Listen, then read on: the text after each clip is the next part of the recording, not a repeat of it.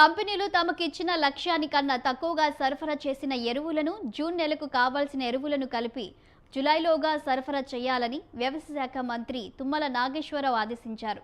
సచివాలయంలో మార్క్ఫెడ్ అధికారులు, వ్యవసాయ శాఖ అధికారులు, ఎరువుల కంపెనీ ప్రతినిధులతో సమీక్షా సమావేశం నిర్వహించారు.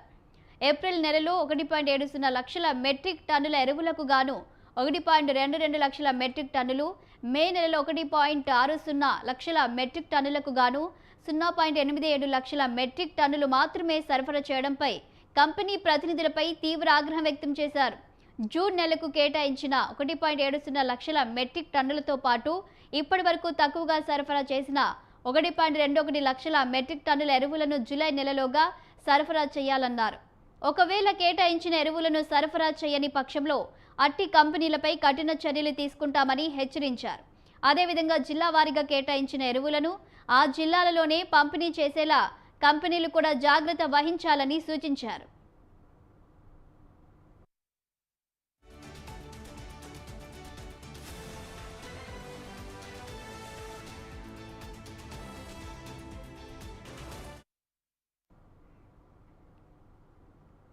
రాష్ట్రంలోని అన్ని మండలాలలో రైతుల అవసరాలకు తగ్గట్టు ఎరువులు ఉండే విధంగా చర్యలు తీసుకోవాలని వ్యవసాయ శాఖ డైరెక్టర్ మార్క్ఫెడ్ ఎండీని మంత్రి ఆదేశించారు. ప్రతి జిల్లాలోనూ కేవలం ఈ నెలకు సరిపడా ఎరువులనే కాకుండా వచ్చే నెలకు సరిపడా ఎరువులను కూడా ముందస్తుగానే జిల్లా కేంద్రంలో నిల్వ ఉండే విధంగా చర్యలు తీసుకోవాలన్నారు. రోజువారీ కొనుగోళ్లను కూడా నిరంతరం పర్యవేక్షించాలని సూచించారు.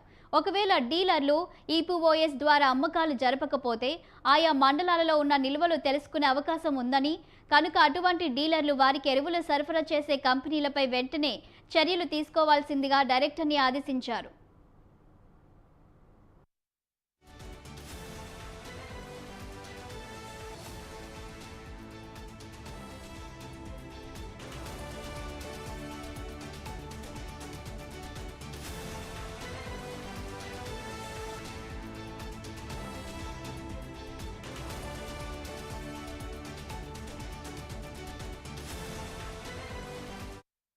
తదుపరి వివిధ విత్తన కంపెనీ ప్రతినిధులతో మంత్రి సమీక్ష నిర్వహించారు.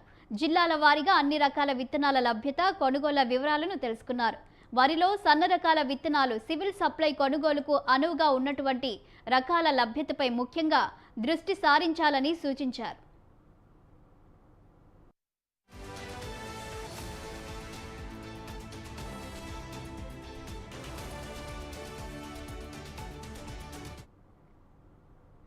మంత్రి ఆదేశాలతో అన్ని రకాల విత్తనాలను ముందస్తుగానే సిద్ధం చేసుకున్నామని డైరెక్టర్ గోపి వివరించారు. 1.37 కోట్ల ఎకరాలకు సరిపడా వరి విత్తనాలు, ముఖ్యంగా సన్న రకాలు 24 లక్షల క్వింటాలు, దొడ్డు రకాలు 10 లక్షల క్వింటాలు విత్తనాలు, మొక్కజొన్న 6 లక్షల ఎకరాలలో సాగవుతుందని అంచనా వేసి 30 లక్షల క్వింటాల విత్తనాలను, కందులు 44,000 క్వింటాలు, పత్తి 98,000 క్వింటాలు, సోయా చిక్కుడు 32,000 క్వింటాల విత్తనాలను ముందస్తుగానే సిద్ధం చేసుకున్నామని తెలిపారు. అదేవిధంగా కల్తీ విత్తనాల విషయంలో మంత్రి ఆదేశాలతో పోలీస్ శాఖ వారితో టాస్క్ ఫోర్స్లను ఏర్పాటు చేయడం జరిగిందన్నారు.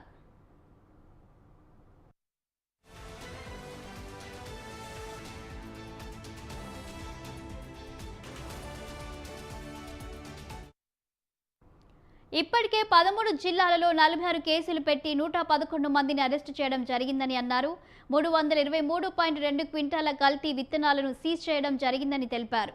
కల్తీ విత్తనాల విషయంలో చాలా కఠినంగా వ్యవహరించాలని, అదేవిధంగా సీడ్ ఉత్పత్తి చేసే కంపెనీలను కూడా సీడ్ చట్టం పరిధిలోకి తెచ్చి విత్తనోత్పత్తి రైతులు నష్టపోయిన సందర్భాలలో ఆదుకునే విధంగా చర్యలు తీసుకోవాలన్నారు. వచ్చే అసెంబ్లీ సమావేశాల్లోపు సీడ్ యాక్ట్ ముసాయిదా సిద్ధం చేయాల్సిందిగా సెక్రటరీ రఘునందన్కి సూచించారు. వచ్చే నెలలో మిర్చి విత్తన కంపెనీలు, నర్సరీల నిర్వాహకులతో ప్రత్యేక సమావేశం ఏర్పాటు చేయాల్సిందిగా ఆదేశించారు.